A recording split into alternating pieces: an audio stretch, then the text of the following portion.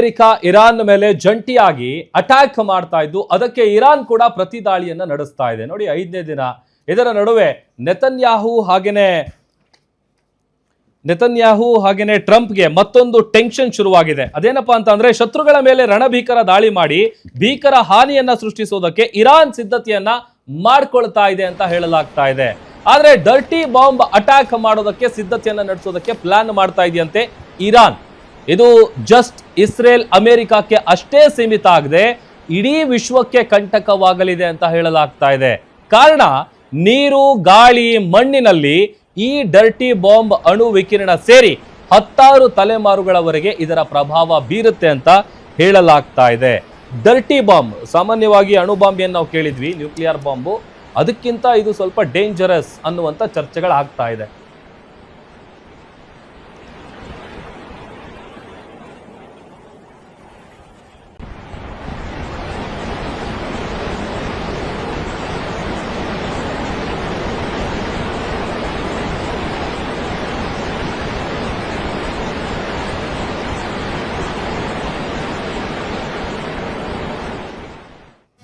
ಮೊನ್ನೆ ಇರಾನ್ ನಲ್ಲಿ ಭೂಕಂಪ ಆಯ್ತು. ದೊಡ್ಡ ಸೌಂಡ್ ಕೇಳುವಂತ ಸೊ ಭೂಮಿ ಕಂಪಿಸೋದಕ್ಕೆ ಒಂದಿಷ್ಟು ಸೆಕೆಂಡ್ಗಳ ಕಾಲ ಆದ್ರೂ ಕಂಪಿಸ್ಬೇಕು. ಪಿನ್ ಪಾಯಿಂಟ್ ನಲ್ಲಿ ಥಪ್ ಅಂತ ಒಂದು ಭೂಮಿ ಅಲುಗಾಡೋದಿದೆಯಲ್ಲ, ಇದು ಒಂಥರ ರೇರು. ಇದು ನಿಜಕ್ಕೂ ಕೂಡ ಭೂಕಂಪನವಾ ಅಥವಾ ಮತ್ತೇನು ಅನ್ನುವಂತ ಥಿಯರಿಗಳು ಬಹಳಷ್ಟು ಓಡಾಡ್ತಾ ಇವೆ. ಬಹಳ ಜನ ಹೇಳೋದು ಭೂಮಿಯ ಒಳಗಡೆ ಇವರು ಪರಮಾಣು ಪರೀಕ್ಷೆ ಮಾಡಿದ್ದಾರೆ ಇರಾನ್ ಅಂತ ಹೇಳ್ತಿದ್ದಾರೆ. ಸೊ ಗೊತ್ತಿಲ್ಲ. ರಷ್ಯಾ ಮತ್ತು ಚೀನಾದ ಹೆಲ್ಪ್ನೊಂದಿಗೆ ಅಂಡರ್ಗ್ರೌಂಡ್ ಅಲ್ಲಿ ಅವರು ಎಷ್ಟು ಈಗಾಗಲೇ ಕ್ರೋಢೀಕರಿಸಿದ್ರೋ ಅದರ ಮೇಲೇನೆ ಅವರು ಈಗ ಒಂದು ಟ್ರಯಲ್ ಅಂತೂ ಮಾಡಿದ್ದಾರೆ ಅನ್ನೋ ಮಾತಿದೆ. ಅದೇನಾದ್ರೂ ನಿಜ ಆದ್ರೆ ಅದು ಇದೇ ರೀತಿಯಾದಂತಹ ಅತಿ ದೊಡ್ಡ ವಿನಾಶ ಅದು. ಸೊ ಈ ಡರ್ಟಿ ಬಾಂಬು, ಪರಮಾಣು ಬಾಂಬು ಇವೆಲ್ಲವೂ ಕೂಡ ಮನುಕುಲವನ್ನೇ ಸರ್ವನಾಶ ಮಾಡಬಹುದಾದಂತಹ ಸಂಗತಿಗಳು. ಹಾಗಾಗಿ ಅಂಥವು ನಡಿಬಾರ್ದು. ಈ ಮನುಕುಲ ಉಳಿಬೇಕು. ಈ ನೋಡಿ, ಈ ಸಾಮ್ರಾಜ್ಯದ ಹಪಹಪಿಗೆ ಅಮೇರಿಕ ಎಲ್ಲಿ ಶಾಂತಿ ಸಮಾಧಾನ ಇರುತ್ತೋ ಅಲ್ಲಿ ಹೋಗಿ ಎಲ್ಲಾನು ಡಿಸ್ಟರ್ಬ್ ಮಾಡಿ ಎಲ್ಲ ನನಗೇ ಬೇಕು, ಎಲ್ಲ ನನ್ನ ಮಾತೇ ಕೇಳಬೇಕು ಅನ್ನುವಂತಹ ಈ ಒಂದು ಆಟದಲ್ಲಿ, ಅಧಿಕಾರದ ದಾಹದಲ್ಲಿ ಇಡೀ ಮನುಕುಲವನ್ನೇ ವಿನಾಶದಡಿಗೆ ಕೊಂಡೊಯ್ತಾ ಇದ್ದಾರಾ ಅಂತ ಅನ್ನಿಸ್ತಾ ಇದೆ. ತಮಗೆ ಗೊತ್ತೋ ಗೊತ್ತಿಲ್ಲದ ಹಲವಾರು ರಾಷ್ಟ್ರಗಳು ಇದರ ಕಬಂಧ ಬಾವು ಒಳಗಡೆ ಸಿಕ್ಕಾಕೋತಾ ಇದ್ದಾವೆ. ಬಹಳಷ್ಟು ರಾಷ್ಟ್ರಗಳಿಗೆ ಕನ್ಫ್ಯೂಷನ್. ಈಗ ಇರಾನ್ ಪರವಾಗಿ ಮಾತಾಡ್ಬೇಕಾ, ಇಸ್ರೇಲ್ ಪರವಾಗಿ ಮಾತಾಡ್ಬೇಕಾ, ಅಲ್ಲಿರುವಂತಹ ಗಲ್ಫ್ ಅರಬ್ ರಾಷ್ಟ್ರಗಳಿಗೂ ಕೂಡ ಈಗ ಒಂದು ದೊಡ್ಡ ಕನ್ಫ್ಯೂಷನ್. ಯಾಕಂದ್ರೆ ಅರಬ್ ರಾಷ್ಟ್ರಗಳಲ್ಲೇ ಇರುವಂತಹ ನಾಗರಿಕರುಗಳು ಈ ಒಂದು ವಿಚಾರದಲ್ಲಿ, ನಾಗರಿಕರ ಮೇಲೆ ನಡೀತಾ ಇರುವಂತಹ ದಾಳಿಯ ವಿಚಾರದಲ್ಲಿ ಪ್ರತಿರೋಧ ವ್ಯಕ್ತಪಡಿಸ್ತಾ ಇದ್ದಾರೆ, ತಮ್ಮ ಸರ್ಕಾರಗಳ ಮೇಲೆ ಒತ್ತಡ ಹೇರ್ತಾ ಇದ್ದಾರೆ. ಹೀಗಾಗಿ ಇಡೀ ಪ್ರಪಂಚ ತನಗೆ ಗೊತ್ತಿಲ್ಲದೆ ಇರೋ ರೀತಿ ಈ ಒಂದು ಯುದ್ಧದ ಒಳಕ್ಕೆ ಬಂದು ಬಿಡುತ್ತಾ. ಈಗ ಹಾರ್ಮುಜ್ ಜಲಸಂಧಿ ಏನಿದೆ, ಇದು ಇಡೀ ಪ್ರಪಂಚದ 25% ತೈಲ ಪೂರೈಕೆ ಮಾಡುವಂತಹ ರಹದಾರಿ. ಅದು ಹೀಗೆ ಮುಚ್ಚುವ ಹಂತಕ್ಕೆ ಈಗಾಗಲೇ ಬಂದಿದೆ. ಮುಚ್ಚಿದ್ದಾರೆ ಅಂತಿದ್ದಾರೆ.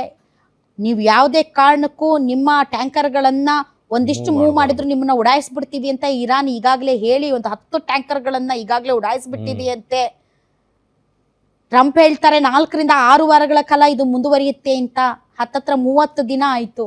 ಇದಕ್ಕಿಂತ ಜಾಸ್ತಿ ಏನಾದ್ರೂ ಇರಾನ್ ಪಟ್ಟು ಹಿಡಿದು ಇರಾನ್ನ ಇವರು ಮುಗಿಸದೆ ಇರಾನ್ ಇನ್ನೂ ಶಕ್ತಿಯನ್ನ ಉಳಿಸಿಕೊಂಡು ಇದೇ ರೀತಿ ಯುದ್ಧವನ್ನ ಮಾಡ್ತಾ ಹೋದ್ರೆ 1 ತಿಂಗಳ ಮೇಲೆ ಏನಾದ್ರೂ ಈ ಹರ್ಮುಜ್ ಜಲಸಂಧಿ ಹಾಗೆಯೇ ಬಂದಾಯ್ತು, ಕ್ಲೋಸ್ ಆಯ್ತು, ಯಾವುದೇ ಅಲ್ಲಿ ಸಾಗಾಟಗಳು ನಡೀಲಿಲ್ಲ ಅಂತಂದ್ರೆ ಇಡೀ ವಿಶ್ವದಲ್ಲಿ ಈ ಒಂದು ತೈಲದ ಕೊರತೆ ಸೃಷ್ಟಿಯಾಗುತ್ತೆ. ತೈಲದ ಕೊರತೆ ಸೃಷ್ಟಿಯಾದಾಗ ಎಲ್ಲರೂ ಕೂಡ ತಮ್ಮ ಅರ್ಥವ್ಯವಸ್ಥೆಯನ್ನ ಉಳಿಸಿಕೊಳ್ಳೋದಕ್ಕೆ ತಮಗೆ ಹೇಗೆ ಬೇಕೋ ಹಾಗೆ ಕಾರ್ಡ್ಗಳನ್ನ ಪ್ಲೇ ಮಾಡ್ತಾರೆ. ಸೊ ಇದು ಯಾವ್ಯಾವ ದೇಶಕ್ಕೆ ಯಾವ್ಯಾವ ರೀತಿ ಮಾರಕ ಆಗುತ್ತೆ ಗೊತ್ತಿಲ್ಲ. ನಿಮ್ಮ ಮಗು ಅಳ್ತಿದ್ಯಾ? ಹಾಗಾದ್ರೆ ನಿಮ್ಮ ಮಗುವಿಗೆ ಜೀನಿ ಸರಿ ಇಟ್ಕೊಡಿ. ಯಾಕಂದ್ರೆ ಜೀನಿ ಸರಿ ಇಟ್ಟು ನಿಮ್ಮ ಮಗುವಿಗೆ 100% ಸರಿಯಾದ ಆಹಾರ. ನಿಮ್ಮ ಮಗು ನೆಮ್ಮದಿಯಾಗಿ ನಿದ್ದೆ ಮಾಡಬೇಕಾ, ದಷ್ಟಪುಷ್ಟವಾಗಿ ಬೆಳಿಬೇಕಾ? ಹಾಗಾದ್ರೆ ಜೀನಿ ಸರಿ ಇಟ್ಟು ಕೊಡಿ. ಎಲ್ಲಾ ಮೆಡಿಕಲ್ ಶಾಪ್ಗಳು, ದಿನಸಿ ಅಂಗಡಿಗಳು, ಸೂಪರ್ ಮಾರ್ಕೆಟ್ಗಳಲ್ಲಿ ಲಭ್ಯ. ಹಾಗಾಗಿ ಈ ವಿಚಾರದಲ್ಲಿ 3ನೇ ವರ್ಲ್ಡ್ ವಾರ್ ನಡೆಯುತ್ತಾ ಅನ್ನೋದ್ರ ಬಗ್ಗೆ ಕೂಡ ಬಹಳಷ್ಟು ಥೇರೀಸ್ ಹೊರಗಡೆ ಬರ್ತಾ ಇದೆ. ಅದೆಲ್ಲ ಆಗಬಾರ್ದು ಅನ್ನೋದೇ ನಮ್ಮ ಆಶಯ. ಹಾಗಾದ್ರೆ ಏನಿದು ಡರ್ಟಿ ಬಾಂಬ್? ಅಣು ಇಂಧನ ತ್ಯಾಜ್ಯವನ್ನೇ ಬಳಸಿ ಡರ್ಟಿ ಬಾಂಬ್ ತಯಾರಿಕೆ. ಅಣು ಬಾಂಬ್ನಷ್ಟೇ ವಿಕಿರಣ ಹೊರಸೂಸುವಂತಹ ಡರ್ಟಿ ಬಾಂಬ್ ಇದು. ಡರ್ಟಿ ಬಾಂಬ್ ಪ್ರಯೋಗ ಮಾಡಿದ್ರೆ ಈ ಅಣು ವಿಕಿರಣ ಹರಡುತ್ತೆ. ಹಿರೋಶಿಮಾ ನಾಗಾಸಕಿದು ನಾವು ಓದಿದೀವಿ, ಕೇಳಿದೀವಿ, ಬಹಳಷ್ಟು ವಿಡಿಯೋಗಳನ್ನ ನಾವು ನೋಡಿದೀವಿ. ನಿಜಕ್ಕೂ ಕೂಡ ಕನಸು ಮನಸ್ಸಿನಲ್ಲೂ ಕೂಡ ಅಂಥದ್ದನ್ನ ಊಹಿಸಿಕೊಳ್ಳೋದಕ್ಕೆ ಸಾಧ್ಯ ಇಲ್ಲ. ಅದಾದ ಮೇಲೆ ಬಹಳಷ್ಟು ಟ್ರೀಟಿಗಳಾದವು. ಅದಾದ ಮೇಲೆ ಎಲ್ಲಾ ದೇಶಗಳು UN ಅದು ಇದು ಎಲ್ಲಿದಾವೆ ಅವೆಲ್ಲ. ಡರ್ಟಿ ಬಾಂಬ್ ಪ್ರಯೋಗ ಮಾಡಿದರೆ ಅಣು ವಿಕಿರಣ ಹರಡುತ್ತೆ. ಸಾವಿರಾರು ಜನ ಏನು ಲಕ್ಷಾಂತರ ಜನರಿಗೆ ಮತ್ತು ಜನರ ಸಾವಿಗೆ ಇದು ಕಾರಣ ಆಗುತ್ತೆ. 400 kgಗೂ ಹೆಚ್ಚು ಯುರೇನಿಯಂ ಸಂಸ್ಕರಣೆ ಮಾಡಿದೆ ಇರಾನ್. ಡರ್ಟಿ ಬಾಂಬ್ ಅಂದ್ರೆ ರೇಡಿಯೋಲಾಜಿಕಲ್ ಡಿಸ್ಪರ್ಸಲ್ ಡಿವೈಸ್. ಡೈನಮೈಟ್ನಂತಹ ಯುರೇನಿಯಂ ಸೀಸಿಯಂ ಸಂಯೋಜಿಸುವಂತಹ ಆಯುಧ ಇದು. ಗಾಳಿಯಲ್ಲಿ ರೇಡಿಯೋಲಾಜಿಕಲ್ ವಸ್ತುಗಳನ್ನು ಹರಡುವ ತಂತ್ರ. ಆಸ್ಪತ್ರೆಗಳು, ಪರಮಾಣು ವಿದ್ಯುತ್ ಸ್ಥಾವರಗಳ ತ್ಯಾಜ್ಯ, ಸಂಶೋಧನಾ ಪ್ರಯೋಗಾಲಯಗಳ ವಿಕಿರಣಶೀಲ ತ್ಯಾಜ್ಯವನ್ನ ಬಳಸಿ ಈ ಅಣುಬಾಂಬನ್ನ ತಯಾರು ಮಾಡಲಾಗುತ್ತೆ. ಸಣ್ಣ ಪ್ರಮಾಣದ ಸ್ಫೋಟದ ಮೂಲಕ ವಿಕಿರಣವನ್ನ ಹರಡುವಂತಹ ತಂತ್ರ ಇದು. ಗಾಳಿ, ನೀರು ಎಲ್ಲ ಕಡೆ ವಿಕಿರಣ ಹರಡಿ ಭಯಭೀತಿಯನ್ನ ಸೃಷ್ಟಿಸುವಂತಹ ಪ್ಲಾನ್. ಸೊ ಅದೇನೋ ಹೇಳ್ತಾರಲ್ಲ, ನಾನು ಮುಳುಗ್ತೀನಿ, ನಿಮ್ಮನ್ನು ಜೊತೆಲಿ ತಗೊಂಡು ಮುಳುಗ್ತೀನಿ ಅಂತ. ಬಟ್ 1945 ಅಲ್ಲಿ ನಾಗಸಾಕಿ ಹಿರೋಶಿಮಾದಲ್ಲಿ ಹಾಕಿದ್ರಲ್ಲ ಮೇಡಮ್, ಆಗ ಏನ್ ಎಫೆಕ್ಟ್ ಆಗಿತ್ತಲ್ಲ, ಈಗ ಅದಕ್ಕೆ ಕಂಪೇರ್ ಮಾಡಿದ್ರೆ ಅದಕ್ಕಿಂತ 1000 ಪಟ್ಟು ಅಡ್ವಾನ್ಸ್ ಆಗಿದೆ. ಹೌದು, ಈ ಡರ್ಟಿ ಬಾಂಬ್ ಆಗ್ಬೋದು, ನ್ಯೂಕ್ಲಿಯರ್ ಬಾಂಬ್ ಆಗ್ಬೋದು, ಇದೆಲ್ಲ. ಬಟ್ ಅಲ್ಲಿವರೆಗೆ ಹೋಗಬಾರ್ದು. ಅಲ್ಲಿವರೆಗೆ ಹೋಗೋಕೆ ಇಡೀ ವಿಶ್ವ ಬಿಡಬಾರ್ದು. ಯಾಕೆ ಅಂತಂದ್ರೆ ಕೊನೆಗೆ ಗೆಲ್ಲಬೇಕಾಗಿರೋದು ಏನ್ ಹೇಳಿ? ಮನುಷ್ಯತ್ವ ಮತ್ತು ಮಾನವೀಯತೆ. ಗೆಲ್ಲಬೇಕಾಗಿರೋದು ಅದು. ಗೆಲ್ಲಬೇಕಾಗಿರೋದು ಯುದ್ಧಗಳಲ್ಲ, ಗೆಲ್ಲಬೇಕಾಗಿರೋದು ಮಾನವೀಯತೆ. ಬಟ್ ಯುದ್ಧೋನ್ಮಾದದಲ್ಲಿ ಇರುವಂತಹ ಡೊನಾಲ್ಡ್ ಟ್ರಂಪ್, ನಾನು ಯಾವುದೇ ಕಾರಣಕ್ಕೂ ಯುದ್ಧ ಮಾಡಲ್ಲ, ನಾನು ಶಾಂತಿಯನ್ನು ಬಯಸುವವನು, ನನಗೆ ಶಾಂತಿಗೋಸ್ಕರ ನಾನು ಹಲವಾರು ದೇಶಗಳ ನಡುವಿನ ಕದನಗಳಿಗೆ ವಿರಾಮವನ್ನು ತಂದಿದ್ದೇನೆ, ಹೀಗಾಗಿ ನನಗೆ ಶಾಂತಿ ನೊಬೆಲ್ ಪ್ರಶಸ್ತಿ ಸಿಗಬೇಕು ಅಂತ ಎಲ್ಲ ಬೊಗಳೆ ಬಿಡ್ತಾ ಇದ್ದಂತಹ ಟ್ರಂಪ್ ಈಗ ಏನು ಮಾಡಬೇಕು ಅಂತ ಗೊತ್ತಾಗದೆ ಒಂಥರ ಅವ್ರ ಹತ್ರ ಎಲ್ಲ ರೀತಿಯಾದಂತಹ ಪವರ್ ಇದೆ.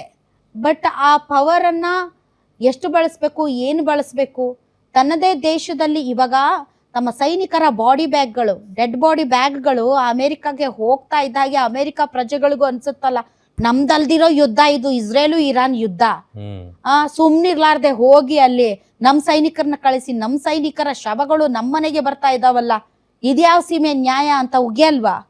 ಖಂಡಿತ ಹೌದಲ್ವಾ? ಅವ್ರೇನೋ ಜಗಳ ಮಾಡ್ಕೊತಿದ್ದಾರೆ ಅವ್ರವ್ರ ದೇಶದ್ದು, ನೀನ್ ಯಾಕೆ ಮಧ್ಯದಲ್ಲಿ ಹೋದೆ? ಮಧ್ಯದಲ್ಲಿ ಹೋಗಿ ನಮ್ಮ ಸೈನಿಕರನ್ನ ಹೇಗೆ ಸಾಯಿಸ್ತೀರಿ? ಆದ್ರೆ ನೋಡಿ, ಅಲ್ಲಿನ ವಿರೋಧ ಪಕ್ಷಗಳು ಆ ಥರ ಎಲ್ಲ ಮಾತಾಡಲ್ಲ. ಒಂದು ದೇಶ ಮತ್ತು ದೇಶದ ಭಾಗವಾಗಿ ಆಯ್ಕೆ ಮಾಡಿರುವಂತಹ ಪ್ರೆಸಿಡೆಂಟ್ ತೆಗೆದುಕೊಂಡಂತಹ ನಿರ್ಧಾರ ಏನಿದೆ ಅದಕ್ಕೆ ಕಟಿಬದ್ಧವಾಗಿ ವಿರೋಧ ಪಕ್ಷಗಳು ಕೂಡ ಇರ್ತವೆ. ಕಾಂಗ್ರೆಸ್ ಅಂತ ಏನ್ ಹೇಳ್ತಾರೆ ಅದು. ಸೊ ಹೀಗಾಗಿ ಇದೆಲ್ಲ ಆಗೋದ್ ಬೇಡ.